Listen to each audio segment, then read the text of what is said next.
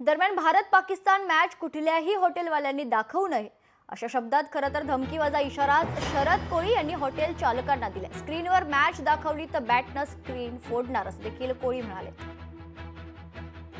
महाराष्ट्रातल्या सगळ्या हॉटेल चालक मालकाला विनंती करायची आहे, ज्या आपल्या भावाशींना याच नीच वर्तीच्या पाकिस्ताननं छातीत डोक्यात गोळ्या झाडून त्यांना जीव मारण्यात आलं, अशा पाकिस्तान बरोबर चाललेली मॅच महाराष्ट्रातल्या कुठल्याही हॉटेल चालक मालकांनी स्क्रीनवर दावू नये।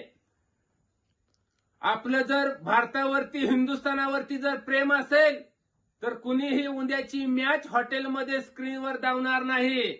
आणि जर कुठला हॉटेल चालक मालकांनी जर मॅच धावण्याचा प्रयत्न केला तर त्याच्या हॉटेलमधली स्क्रीन ह्या बॅटनं फोडली जाईल, लक्षात ठेवा। आणि त्याला जबाबदार हॉटेल चालक आणि मालक राहतील। लोकशाही मराठी ऐका, पहा, जागरूक रहा।